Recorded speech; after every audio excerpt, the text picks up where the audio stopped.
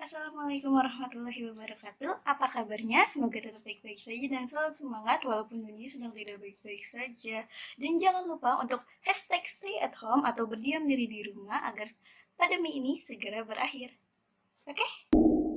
Bahasa merupakan alat komunikasi yang hanya dimiliki manusia. Setiap bunyi yang dikeluarkan dari dalam diri manusia adalah bahasa.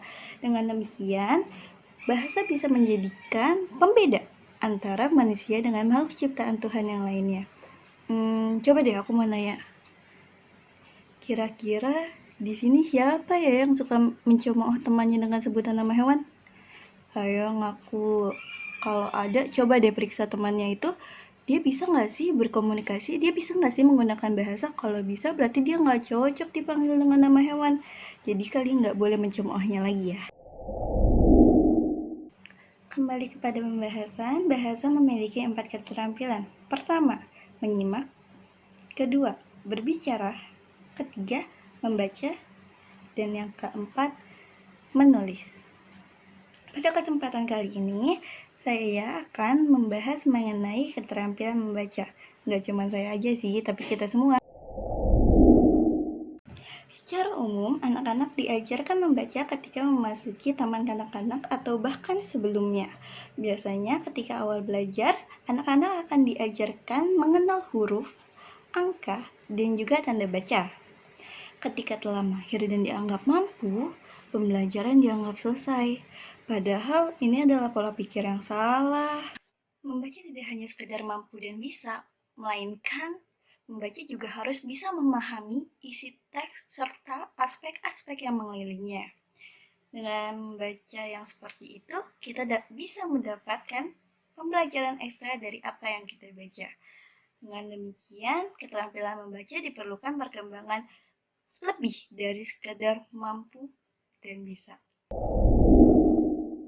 Keterampilan membaca dapat dimulai dengan kegiatan ini dapat dilakukan dengan membaca keseluruhan isi teks, mencari pokok pembahasan, hingga memanfaatkan kamus atau juga internet untuk mencari kata-kata yang tidak bisa kamu pahami.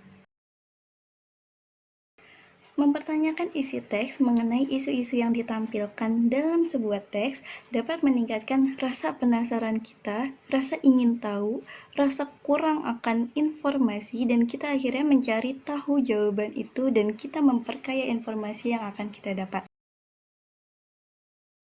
Hal ini dapat dilakukan dengan memberikan gambaran-gambaran pada alur cerita yang telah disampaikan. Hal ini bisa membuat kita dapat menjadi lebih fokus dan terarah. Dan juga biasanya kegiatan ini dilakukan untuk isi teks yang berjudul atau bertemakan fiksi. Setelah memahami isi teks mengenai isu-isu yang terjadi serta mendapat gambaran dan mampu memposisikan diri terhadap teks yang telah kita lakukan atau yang telah kita baca, langkah yang perlu kita lakukan selanjutnya adalah membuat simpulan.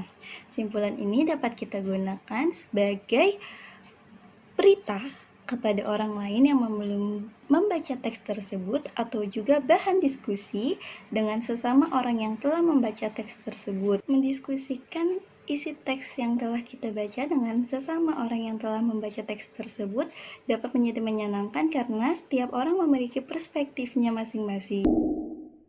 Pengembangan keterampilan ini dapat dikuasai secara bertahap. Untuk dapat mencapai diperlukannya latihan dengan cara melakukannya secara berulang. Ketika menguasainya, kita dapat mengaplikasikannya dengan cepat dan benar. Walaupun cepat, jangan lupa konsentrasi ya, karena konsentrasi atau fokus adalah kunci utama dalam melakukan segala kegiatan dengan baik. Saya rasa cukup pembahasan kita kali ini. Mohon maaf apabila ada salah kata dan informasi yang telah saya sampaikan. Mari kita giat membaca dan tingkatkan angka literasi bangsa di mata dunia. Saya Rika Fibrianti pamit. Wabillahi taufiq wal hidayah. Wassalamualaikum warahmatullahi wabarakatuh.